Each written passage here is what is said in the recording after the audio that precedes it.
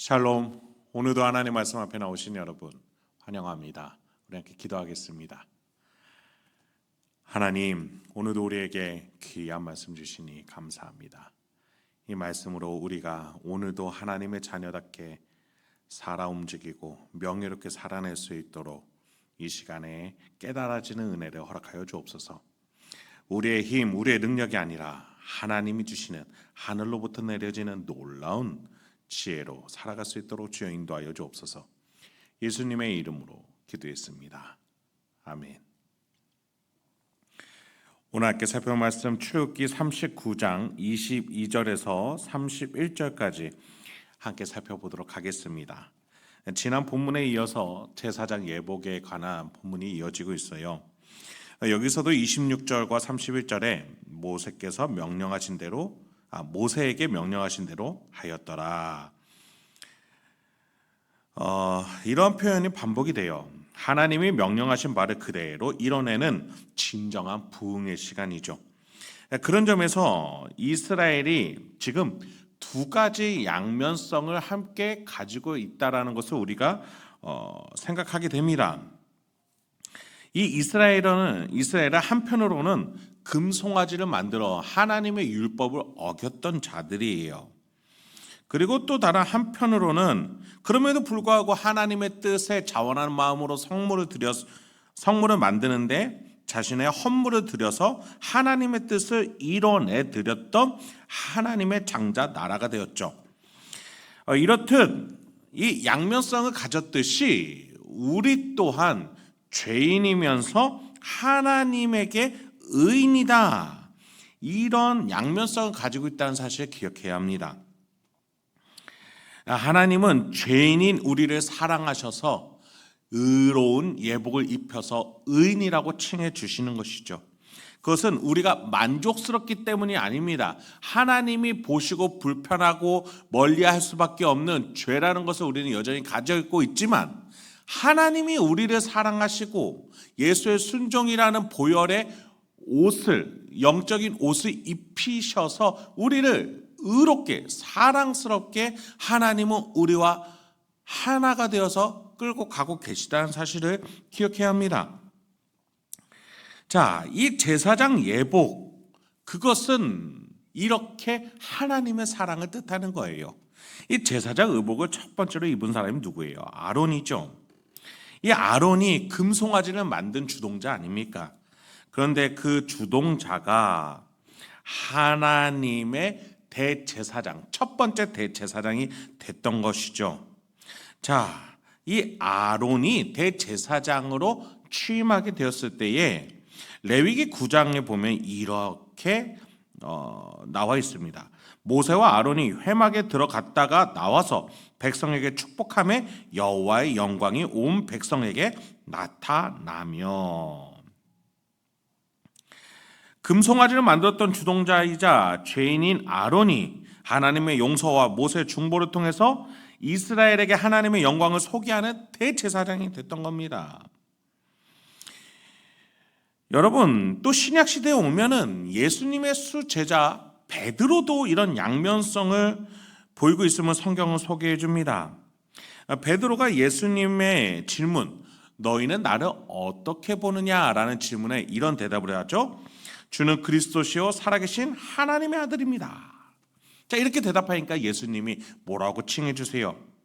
예수께서 대답하여 이르시되 바요나 시몬아, 네가 복이 있도다. 이를 내게 알게 한 이는 혈육이 아니요 하늘에 계신 내 아버지시니라. 그런데 그 후에 예수님이 고난을 받으실 것을 예고하셨을 때 베드로가 그 일이 일어나지 않기를 바라는 마음에 예수님께 말했더니 예수님 뭐라고 하셨어요? 예수께서 돌이키시며 베드로에게 이르시되 사탄아, 내 뒤로 물러가라. 너는 나를 넘어지게 하는 자로다. 한 사람을 두고 이렇게 양면성이 극과 극에 이르도록 말씀하신다니 예수님이 이상하거나 베드로가 이상하거나 뭐가 이상할런지 하여튼 복잡합니다. 여러분, 여기서는 예수님이 베드로 어떻게 보시는 거예요? 육신적인 사고 방식은 질타하시고 하나님의 은혜로 조명을 받아 고백하게 되는 그의 영혼은 복이 있다. 나눠서 얘기하신 거예요.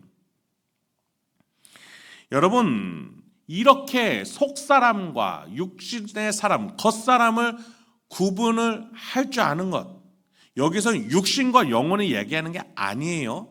우리의 죄인과 우리의 하나님의 은혜를 입어서 의롭게 나아가는 우리의 영혼을 말하는 거예요. 이 두 가지 양면성을 가지고 우리는 항상 내면에서 갈등을 하고 있죠. 모세에게 또 아론에게도 우리에게도 마찬가지였습니다.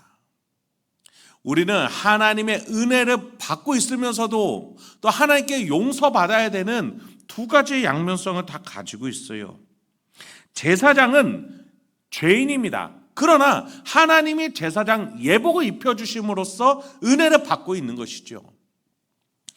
여러분, 예수님이 누구를 부르러 오셨어요? 죄인이자 병자를 부르러 오셨습니다. 낮은 자리에 있는 자, 갈급한 자에게 오셨어요. 높이 있는 자, 스스로를 의롭다고 하는 자에게 오지 않으셨다라는 것이죠.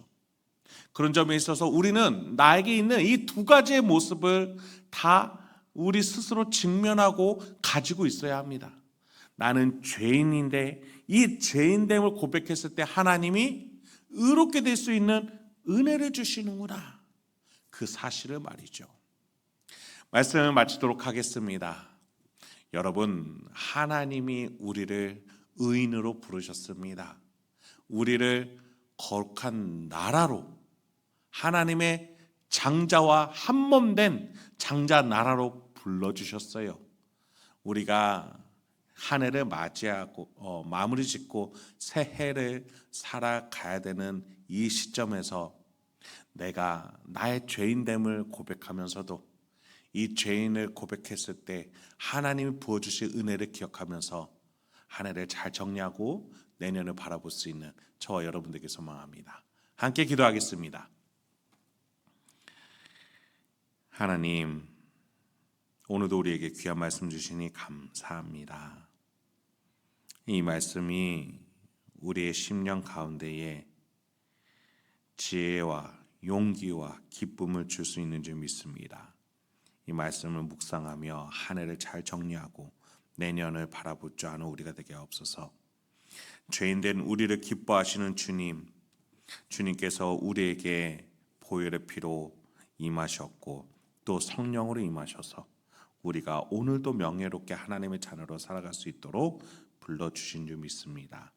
내가 다른 부르심이 아니라 하나님의 부르심을 입고 따르며 나아갈 줄 알도록 주여 인도하여 주옵소서. 예수님의 이름으로 기도했습니다. 아멘.